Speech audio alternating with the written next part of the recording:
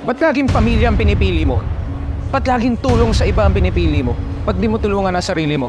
OFW ka? Seaman ka? Ubus lagi ang pera mo? Tulong lahat? Habang buhay ka dyan, kailangan mo munang i-focus ang kalayaan mo. Tulungan mo muna ang sarili mo. Choose yourself.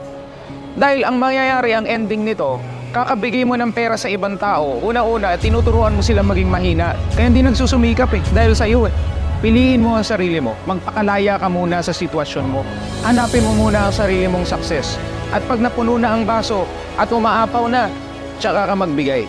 Kasi kung ngayon pa lang, bubutasin mo na yung basong yan, sasabihin ko sa'yo, never yan mapupuno. Magugulat ka, nakatulong ka nga, pero saan ka pupulutin? Sa isang buhay na hindi na fulfill ang potensyal. Isang buhay na mahirap ka pa din. Payag ka? 50 years from now, mahirap ka pa rin?